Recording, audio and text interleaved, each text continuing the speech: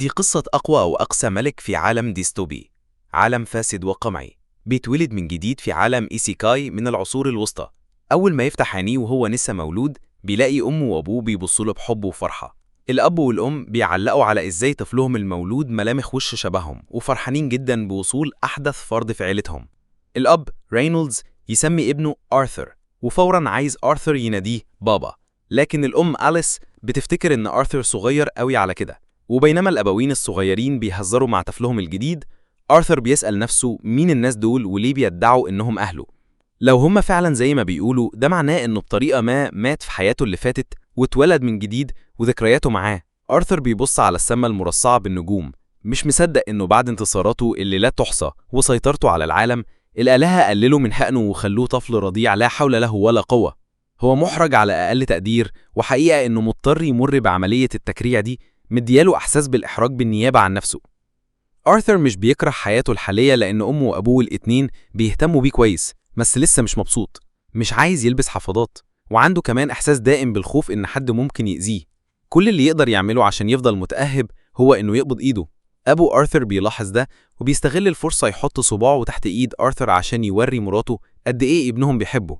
آرثر بيكافح عشان يتحرك وهو بيضغط جامد قوي، بيعملها على نفسه، ودلوقتي أمه هي اللي مضطرة تنظفه. الإحراج تقريبا بيخلي آرثر عايز يعيط، عايز الحلم الغريب ده ينتهي، بس للأسف دي الحقيقة القاسية اللي لازم يواجهها من دلوقتي ورايح. سيبك من ده، آرثر بيشهد حاجة أغرب كمان. أبوه قادر يستحضر سحر ويستخدمه عشان يعزز قوته، أمه كمان عندها سحر وبتستخدمه عشان تشفي أبوه، وده بيخلي آرثر يتساءل إزاي السحر بيشتغل، لأن دي قوة ما كانش مألوفة ليه في حياته اللي فاتت. هو مفتون بجد بالسحر وعايز يشوف أكتر، عشان يعمل كده بيفهم إنه لازم يكبر الأول. في نفس الوقت أبوه بيدخل الغابة وبيوقع وحش باستخدام سحره المعزز للقوة. بعدها بفترة قصيرة مجموعة صحابه بيزوروه عشان يقضوا وقت مع بعض. اسمحوا لي أقول لكم كلهم هيلعبوا دور مهم في القصة بعدين. نرجع لآرثر، بما إنه ما عندوش حاجة تانية يعملها بيدور حواليه وبيمتص أكبر قدر ممكن من المعرفة، لأنه عالميا المعرفة قوة. رينولدز بيرجع البيت بعد جولة الصيد، وآرثر بيتساءل إذا كان هو دلوقتي في مجتمع كل فرد فيه مسموح له يملك أسلحة. لو ده الحال ده معناه إن في مستوى من الخطر بره خلى الوضع كده. آرثر بيعتقد إنه من المنطقي بس إنه يحصل على قوة بأسرع ما يمكن عشان يتأقلم مع العالم ده. آرثر عنده أسئلة كتير للأسف مش قادر يسألها لسه، بس رغم كل إحباطاته لسه حاسس بالسعادة لأنه بيحظى بلحظات دافية لا تقدر بثمن مع أهله. في حياته اللي فاتت آرثر ما كانش عنده حتى حرية إنه ينام بسلام لأنه أعدائه كانوا بيحاولوا يغتالوه كل ليلة. دلوقتي بعد ما أخيراً بيختبر السلام بيتعود على حياته الجديدة. بعد أيام، أسابيع، ويمكن شهور بيتعلم يحبي، وبسرعة بيشق طريقه للمراية عشان يشوف شكله حلو قد إيه. بعد ما اتعود على الزحف واكتسب تحكم كويس في أطرافه، آرثر بيتسلل من سريره كل ما أهله ما يكونوش موجودين وبيروح المكتبة. هناك بيمسك كتاب عايز يتعلم أكتر عن العالم ده، وبيكتشف إن القارة اللي اتولد فيها اسمها ديكان. ديكان فيها 3 ممالك: مملكة دارف حيث يقيم الأقزام، مملكة إلينوار حيث يحكم الإلف أو الجان في عمق الغابة، وأخيراً مملكة سابن حيث يعيش البشر بما فيهم آرثر. أمة آرثر نظامها ملكي، بس العرش بيتورث، عكس عالمه اللي فات حيث أي حد كان ممكن يستولى على العرش بقتل الملك اللي قبله. بعد ما جمع معلومات أساسية عن العالم ده، آرثر بيدور على كتاب عن السحر، وبطريقة لطيفة جدا بياخده من على الرف. بعد ما أخد الكتاب من على الرف، آرثر بيبدأ يسترجع ذكريات قد إيه حياته اللي فاتت كانت متطورة أكتر مقارنة بدي. الكتاب اللي أخده من على الرف كان عشان يخليه يفهم ليه ده كده. بينوي يدرس السحر اللي أهل العالم ده بيسموه معناه. دي ممكن تنتقل بس من جيل لجيل، وممكن تتشاف في واحد بس من كل 100 شخص. علاوة على ذلك، شكلين بس من المعنى موجودين في العالم، وهما التعزيز، وده بيشمل تعزيز قدرات الجسم بالمعنى، والاستحضار، وده بيشمل إيقاع المعنى والتحكم فيها زي ما المستحضر عايز. وهو بيقرأ ده بيتفكر عن قدرات أمه قبل كده اللي تثبت بوضوح إنها مستحضرة. رغم إن كل شخص عنده معنى بيكون عنده نواة معنى. معظم مستخدمي التعويذ بيستغلوها في بداية البلوغ، لما بيعملوا ده كويس وبيتقنوه يقدروا دلوقتي يبقوا مسحرة. بعد ما آرثر بيعتقد إن ده شبه مفهوم الكاي اللي هو مألوف ليه جدا، لكن هو متشكك إذا كانت المعرفة دي هتفيده كسلاح ليه بكونه المحارب الكونغ فو الطموح اللي هو عليه. في اللحظة دي بيوجه طاقة الكاي الداخلية بتاعته، ويدوبك هيوصل لمستوى معين لما أمه أليس بتقطعه. بتشيله زي البيبي اللي هو عليه وبتبص عليه عن قرب. في الأول بيفتكر إنها كشفته، بس قريب بتكشف إنه أكيد عملها على نفسه، وده اللي عمله بوضوح: الريحة. بينما أليس بتروح تغير له حفاضاته، آرثر متدمر من قد إيه الجسم ده بقى سجن، بيتوعد باكتساب قوة أكبر. بعدين أليس بتقضي وقت بتوثق جوانب من حياة آرثر، ومبسوطة جدا بقد إيه بيتحسن في العالم ده، لكنها متضايقة من الحقيقة إنه عمره ما ابتسم لهم. مجرد التفكير في ده بيزعلها. أليس بتبص من الشباك عشان تلاقي جوزها راي بيعلم آرثر إزاي يستخدم سيف. بيكون سعيد جدا يبلغ أليس بتقدم آرثر، بس هي بتتعصب عليه لأنه بيعلم ابنهم الصغير مهارة مرضية جدا. معلش يا راجل، الستات صعب فهمهم. بتعتقد إنه صغير قوي يتعلم إزاي يستخدم سيف، وبتزعق لجوزها بصوت عالي.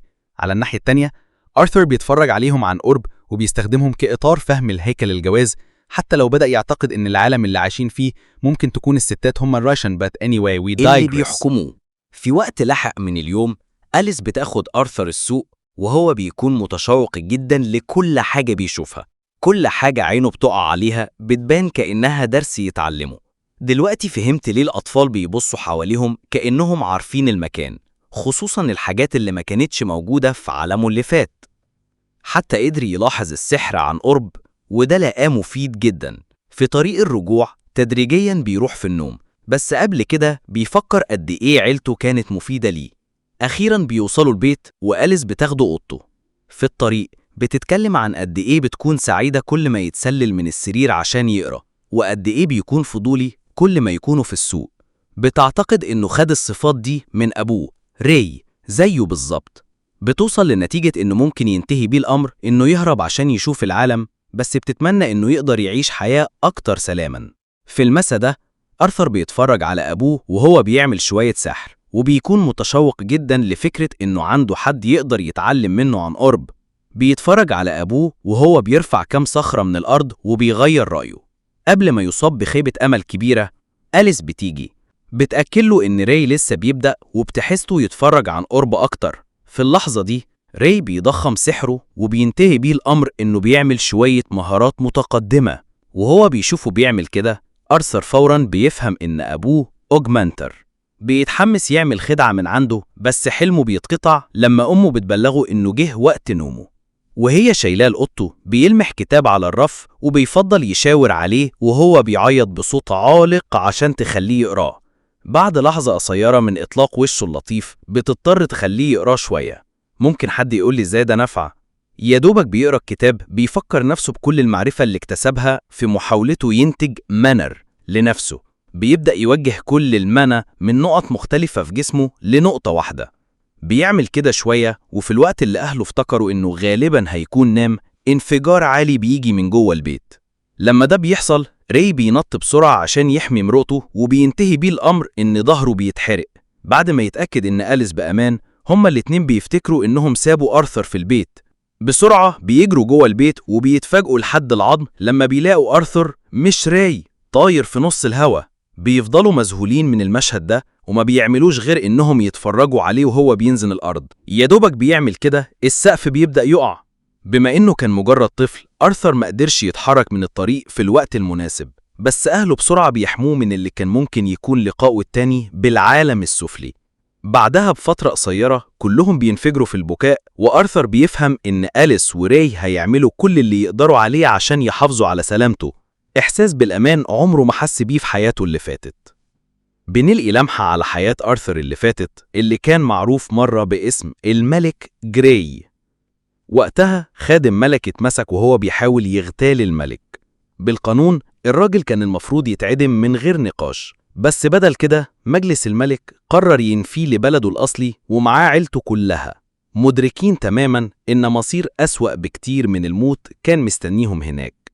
المعتدي يائس ومرعوب اتبرى جراي يرحم عيلته، لكن جراي من غير أي رحمة دبح مراته الراجل وبنته قدام عينيه، مش من باب الانتقام لكن كفعل رحمة. عرض يتقشعر له الأبدان بيوري قد إيه كان بارد الدم بجد. فتقريبا لا يصدق إن آرثر الطفل البريء ده هو نفس الشخص اللي حكم مرة بحزم قاسي القلب زي ده. دلوقتي آرثر بيقضي وقت مع أبوه راي، اللي بيهديه زوج من قفازات القتال المتطابقة زي بتاعته. بس أرثر بيرفضهم وبيختار يفضل متمسك بسيفه الخشب بدل كده. بيعتقد إنه ببنيته الحالية لبس القفازات هيأثر مدى وصوله قوي وهيحطه في وضع غير مواتي. عشان يختبره بنفسه ري ما بيجادلش أو يصر، بدل كده بيبتسم ببساطة وبيدخل ببساطة في جلسة تدريبهم المعتادة. بس النهاردة مش زي الأيام التانية. في نص القتال أرثر بيكشف إنه اتعلم إزاي يقوي سيفه بالمنى، وبالكشف المفاجئ ده بينزع سلاح ري تماماً. لأول مرة في حياته أرثر بيكسب وسايب ري مذهول عاجز عن الكلام ومتفاجئ بالكامل بنمو ابنه السريع. بعدين على العشاء ري بيقرر يجيب لأرثر مدرب مناسب بعد ما فهم إنه هيعيق تقدم ابنه لو ما عملش كده. أم أرثر أليس بتقف ضد القرار ده لأنها عارفة إن جلب مدرب لأرثر معناه إنه هيضطر يسيب بيتهم اللي على الهل ويروح بعيد للمدينة لوحده وهو في سن 4 سنين الصغير ده. ري لسه مصر وبيقول لأليس إن أرثر دلوقتي قادر على تعزيز أي حاجة بالسحر، وبيصرح إن ده عشان مستقبله. الوالدين بيتجادلوا عن الموضوع وبينتهي بيهم الأمر في خناقة كبيرة على ترابيزة العشاء. فأرثر بيجي بحل بسيط عشان يعمل موقف الكل كسبان فيه للاتنين، وبيقترح إنهم هما الاتنين يجوا معاه المدينة. بالطريقة دي ري هيخلي أرثر يتدرب على إيد مدرب مناسب، وأليس هتخلي ابنها الصغير جنبها طول الوقت. أهل أرثر فوراً بيوافقوا وبيبدأوا يوضبوا شنطهم فوراً عشان ينتقلوا للمدينة. بعدها بفترة مش طويلة مجموعة أصحاب ري فرقة مغامرين اسمها ذو القرنين تو هورنز بييجوا شخصياً عشان يرافقوا أرثر وعيلته للمدينة. أرثر بيعرف نفسه ليهم والقائدهم آدم اللي بيقول لأرثر إنهم اتقابلوا في الماضي، بس بيفترض إن طفل زي أرثر مش هيفتكر كل حاجة. لكن أرثر فاكر كل حاجة بوضوح تام، كانت وقتها لما فجر البيت كله. في الوقت ده فرقة ذو القرنين جت تساعد في إعادة بنائه، وأرثر سمع محادثتهم كلها وعرف إن أهله كانوا مرة جزء من فرقة ذو القرنين قبل ما يستقروا. على أي حال لما آدم بيخلص كلام مع أرثر، أنجيلا بتتدخل وبتدي أرثر حضن جامد ما بتسيبلوش أي مجال يتنفس. ديران التانك الشخص الضخم المسؤول عن الدفاع بيلاحظ إن الواد بيكافح وبيسحبه بعيد عن أنجيلا. ساعتها أرثر بيلاحظ شابة بتبص عليه من فوق العربية، هي جازمين، شكلها مش ودودة قوي وبس بتتفرج في الصمت على أرثر من بعيد. أرثر بيتوه في عينيها لما هيلين بتقرب بتسلم عليه وبتعرف نفسها وياسمين بالنيابة عنها. مع انتهاء تعارف فرقة ذو القرنين الرحلة لمدينة زيروس بتبدأ.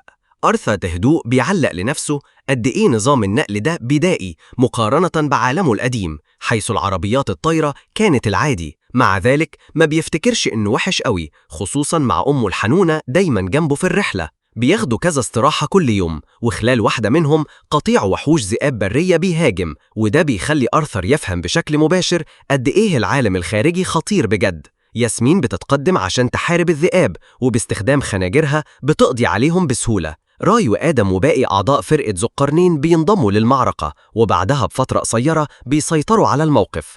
أرثر كالمتفرج الوحيد بيتحفز من رفاقه وبيبدأ يتطلع ينضم ليهم في قتالهم الجاي. بيعملوا وليمة بعدين بالليل لما أرثر بيلاحظ إن أليس مش بتاكل أي حاجة خالص، بتدعي إنها شبعانة بس في حاجة مش مظبوطة. بتلاحظ إصابة على دراع راي وفوراً بتقوم عشان تعالجه، وهي بتعمل كده الجو بيتغير. المجموعة بتبقى حذرة وبتحرس المنطقة بخفة عشان يتأكدوا إن مفيش أي أغراب بيتفرجوا. بيبقى واضح لأرثر إنهم بياخدوا احتياطات بس لأن سحر الشفاء نادر ومطلوب بشدة في العالم ده. على ما يبدو السبب الوحيد إن راي وأليس كانوا عايشين لوحدهم في التل القليل السكان هو عشان يخبوا قدرات أليس الشفائية عن العيون المتطفلة. بعد الوليمة آدم بيستعير أرثر من أهله، عايز يتبارز مع الولد عشان يشوف إذا كان ماهر فعلا زي ما راي بيدعي. باقي المجموعة فضوليين بنفس القدر بخصوص إمكانيات الطفل المعجزة، فبيتجمعوا حوالين بعض وعاملين زحمة غير متوقعة. أرثر عمره 4 سنين بس بيتسائل إذا كان محدش فيهم قلقان عليه حتى شوية. بغض النظر دي أول مباراة تدريب لأرثر ضد حد غير أبوه، وعكس راي اللي كان بيستخدم عصاية خشب بس، آدم ماسك رمح حقيقي وإن كان متغطي بضمادات. أول ما المبارزة بتبدأ آدم مش بيضيع وقت وبيقوي رمحه بالمانا. أرثر بيرد بإنه بيعمل نفس الحاجة بس بياخدها خطوة أبعد وبيوجه مانا لرجليه عشان يعزز سرعته بشكل كبير. في لمحة مفاجأة بينطلق لقدام وبيوجه أول ضربة قبل ما آدم يلحق يرد. بعدها مباشرة بيتزحلق بسهولة بين رجلين آدم وبيعمل مسافة وسايب المجموعة كلها عاجزة عن الكلام من سرعته ودقته المذهلة. القتال بيشتد، بيتصادموا وجها لوجه، بس فجوة القوة بتبقى لا يمكن إنكارها. آرثر من غير أي قوة خام تماما وحرفيا بيطير بعيد بضربة آدم. الصدمة بترميه طاير، وفورا بيفهم قد ايه جسمه الحالي خفيف وهش للقتال المباشر. قبل ما يخبط في الأرض جامد قوي، إنجيلا بتستخدم سحر الرياح بتاعها عشان تنزله بهدوء مخففة الوقعة. ديران بسرعة بيتدخل وبيزعق لآدم إنه زودها قوي ضد طفل صغير، وبيفكروا إنه كان المفروض يمسك نفسه. آدم بيرفع إيديه في وضع دفاع معترفا إنه اندمج زيادة، بس عشان تقنية آرثر فاجأته تماما. فقررت نفسه بيفضل يتسائل نوع التدريب الجهنمي اللي راي خلى الواد ده يمر بيه عشان يحوله الوحش زي ده وهو عمره 4 سنين بس. بيلتفت للجنب بيلاقي ياسمين بتبص عليه بغرابة، بتتمنى تعرف ازاي عمل كده وبيترجاها تعلمه ازاي يعمله. وهو شايف تعبير وشها الفاضي بيوصل لنتيجة انها مش هتتراجع لحد ما تاخد اللي هي عايزاه. بالصبح كلهم بيكملوا رحلتهم، وقريبا بياخدوا استراحة في منطقة هادية عشان آرثر يكمل تدريبه. آدم بيعلمه إزاي يستخدم رمح، بينما أبوه بيعمل شوية حركات جيم برو، رياضي بتاع الجيم حتى لو الضعيف ده كان مجرد ضعيف. بعد كده هيلين بتعلمه شوية رماية، وهو بيبقى محترف في وقت قصير. مع انتهاء كل تدريبه لليوم بيكمل يدي ياسمين الدروس اللي طلبتها، وهي بتثبت إنها بتتعلم بسرعة. بالليل وهو بيقرأ كتاب، ياسمين بتفضل تبص عليه كأنها تايهة في وسامته اللي مش موجودة. بعدها بفترة قصيرة بتبقى عاملة زي المطاردة. اليوم اللي بعده بيكون عيد ميلاد آرثر، وياسمين بتهديه خنجر. لمفاجأة الستات التانيين حتى بدأت تشرح له إزاي يستخدم الخنجر. بعد ما زهق من لعب عيالهم وكونه راجل أعزب متألم، آدم بيعلن إنهم هيتحركوا دلوقتي. لما أمه أليس بتنادي عليه بيكتشف إنها مش حاسة إنها كويسة. لما بيسألها إيه المشكلة بتأكد له إنها كويسة حتى لو هو مش مصدقها. وهم مكملين رحلتهم قريبا بيهاجمهم قطاع طرق على الطريق. لما ده بيحصل كلهم بينطوا من العربية وبياخدوا وضع دفاع. قطاع الطرق بيمطروهم بالسهام، بس إنجيلا بتحميهم بحاجزها السحرية. وهو بيبص بره، آرثر بيفهم إنهم متحاصرين بشكل كبير. على الناحية التانية زعيم قطاع الطرق اللي راسه مكعبة بيأمر رجالته ما يأذوش الستات والأطفال لأنه ناوي يبيعهم بسعر كويس. يا دوب قطاع الطرق بيهاجموا عليهم بعنف، وأليسيا اللي واضح إنها خايفة بتحاول تخلي آرثر هادي. قبل ما قطاع الطرق يقدروا يقربوا منهم، ديران بيطيرهم بعيد، بينما راي بسرعة بيلكمهم. واحد من قطاع الطرق على وشك يضرب راي لما هيلين بتضرب سهم في قلبه الشرير. علاوة على ذلك آدم بيشق طريقه وسط قطاع الطرق برمحه، بينما ياسمين بتضربهم بخناجرها. وهو بيشوفهم بيعملوا كل ده بيخلي آرثر يعترف إن أعضاء فرقة ذو القرنين ماهرين بشكل فردي، لكن بما إن قطاع الطرق عددهم أكبر بكتير ما عندهمش أي فرصة. بعد قتال لبعض الوقت كلهم بيتعبوا، بينما قطاع الطرق بيفضلوا ييجوا عليهم. قريب قطاع الطرق بيخبطوا ري في العربية وهو بيرقد فاقد الوعي. ده بيسمح لزعيم قطاع الطرق القبيح يقرب من أليس وآرثر، وهي شايفة ري في الحالة دي.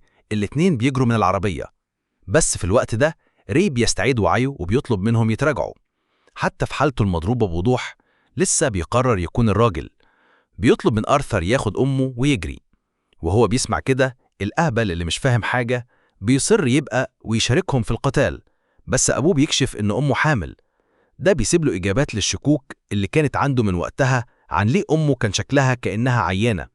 في نفس الوقت ري بيطلب منه يمشي فورا، وبيصرح بثقته إن آرثر هيحمي أمه وأخوه اللي لسه متولدش. بسرعة آرثر بيمسك أليسيا وبيبدأ يجري بيها. بغضب زعيم قطاع الطرق أبو بق واسع بيؤمر رجالته يوقفوهم، بس ري بيجي مندفع ناحيته لما كان شكل آرثر وأليسيا هيتمسكوا. آدم وياسمين بيرموا سكاكين على قطاع الطرق عشان يخلوا لهم الطريق. قريبا كل أعضاء الفرقة بيتحدوا عشان يساعدوا آرثر وأليسيا يهربوا، بينما هم بيواجهوا قطاع الطرق وجها لوجه.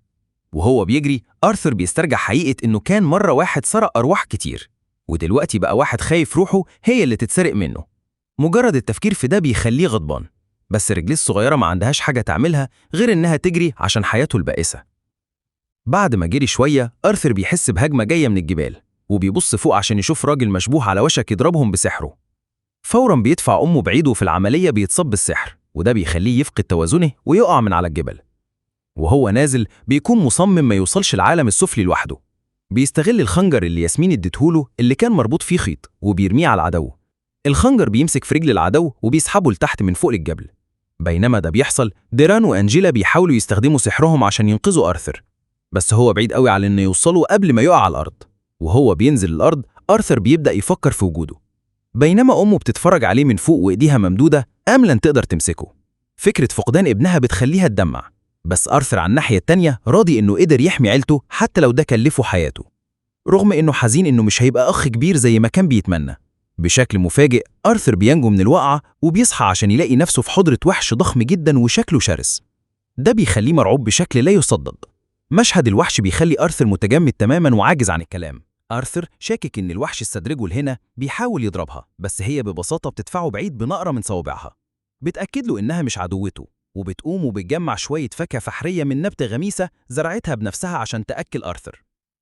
مفترضة إنه محتاج أكل وغذاء عشان جروحه تشفى. آرثر مش مصدق إن الوحش المخيف ده بيتصرف كأم حنونة معاه. هو متشكك في نواياها، بس جروحه بتفضل تألمه وما بتسمحلوش يتحرك، فبيبدأ يعيط بشكل لا يمكن السيطرة عليه. الست الوحش بتوعد آرثر إنها هتجاوب على كل سؤال في دماغه، فآرثر بيستغل الفرصة وبيلتهم الأكل. مع تحقق الشرط بتسألها إذا كان أهله بأمان، وهي بتدعي إنه رغم إنها مش قادرة تسيب الجف، بإدراكها المكاني اتأكدت إن عيلة آرثر هزمت كل قطاع الطرق وسابت المكان ده من كام يوم. آرثر بيرتاح لما بيسمع إن أمه وأبوه وأخته اللي هتتولد قريب بأمان، وبيشكر الست الوحش إنها أنقذت حياته. مش عارف يسميها إيه، ولا إحنا كمان. فبتعرف نفسها بإن اسمها سيلفيا، وشكل سيلفيا مخبية أسرار عميقة. آرثر بيقضي الأيام اللي بعده تحت رعاية سيلفيا، وبيكمل ياكل الفاكهة اللي بتسرع تعافيه وبتشفي جروحه تماما. دلوقتي بعد ما بقى قادر يتحرك بيتمنى يرجع البيت، بس حسب كلام سيلفيا هم في منطقة وحوش وقطاع طرق مميتين، ولو آرثر راح لوحده مش هينجو يوم واحد بره. مع ذلك سيلفيا بتلاقي طريق عشان يمشي، لأنها مش قادرة تشوف الطفل ده منفصل عن عيلته. باستخدام آخر ما تبقى من قواها السحرية بتبدأ تستعد تفتح شق بعدي. في الوقت ده آرثر بيقضي أيامه بيتدرب على المبارزة. بيفضل يتساءل بينه وبين نفسه إيه الأسرار اللي الوحش البشع الشكل ده مخبية عنه؟ ليه هي حنونة قوي معاه؟ وإيه سبب الحفرة اللي في صدرها؟ بس بما إنها عمرها ما بتتكلم عن نفسها ما عندوش أي طريقة يعرف. بعد التدريب بيتأمل عشان يعزز المنور، اللي يقصد المانا أو نواة المانا بتاعته، وده بيثير اهتمام سيلفيا. بعدين بتوريه حاجة أروع كمان، طريقة لجمع المانا من المحيط وفي نفس الوقت استخدام السحر. سيلفيا بتشرح إزاي مفهوم الناس الثابت عن المانا خلق مشكلة جمعها واستخدامها بشكل منفصل. بتشير إن كائنات كتير زيها بتقدر تعمل التقنية دي في نفس الوقت، وده بيقضي على مشكلة استنزاف المانا تماماً. بتضيف إن الوحوش السحرية بتقدر تأدي التقنية دي بشكل طبيعي زي التنفس. بعدين بتسأل آرثر إذا كان عايز يتعلم القدرة دي، وطبعاً آرثر مش بيتردد يجاوب بنعم حماسية. بس قبل ما تعلمه بتسأله السؤال واحد: ليه هو عايز القدرة دي؟ آرثر بيجاوب بصراحة، بيقول لها إن الحصول على القوة دي هيخليه أقوى، وبالقوة دي عايز يجيب الموت لأي حد يتجرأ يأذي أحبائه. إجابته الساذجة بتكسبه نقرة تانية على جبهته. سيلفيا بتقوله إنه فشل، بترفض تعلم حد مدفوع بالكراهية، بس آرثر بيعتقد إنه من الطبيعي بس الواحد يكره أعدائه.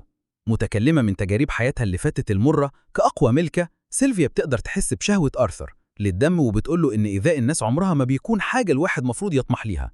بعدين بعد وقفة بتعتذر إنها نقرته جامد قوي. مع ذلك بتفكره كمان إن نفس الإيد اللي قادرة تدمره تماماً بتقدر تلمسه بلطف كمان.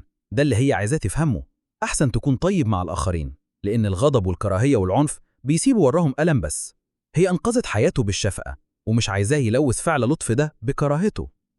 بينما آرثر ببطء بيبدأ يفهم هي بتحاول تعلمه إيه. بتسأله سؤال تاني: هيستخدم قوته في إيه لما يبقى أقوى؟ آرثر مسترجعاً ذكريات الوقت اللي قضاه مع أهله وأصحابهم، بيرد قائلاً إنه عايز يبقى أقوى عشان يحمي أحبائه. والمرة دي سيلفيا بتوافق. في نفس الوقت على جرف قريب مخلق تاني بيظهر شكله زي سيلفيا تماماً، بيكشف إنه كان بيدور على سيلفيا اللي استخبت عشان تبعد عن مملكته. فلاش باك تاني بياخدنا لحياة آرثر اللي فاتت. المرة دي هو جوه غرف الملكية. بعد ما بيصحى من النوم بيروح مكتب واحد من مرؤوسيه اللي هو عضو في البرلمان. آرثر بيقول له بصراحة إنه مجرد ملك بالاسم، وفي الحقيقة البرلمان هو اللي معاه القوة كلها. في عالم فيه الموارد بتستنزف ومعدلات المواليد بتنخفض باستمرار، آرثر بيعتقد إنه بيأدي الدور المخصص ليه، وإنه مجرد أداة عنف. مرؤوسه بيحاول يهديه وبيطمئله بكلام كبير.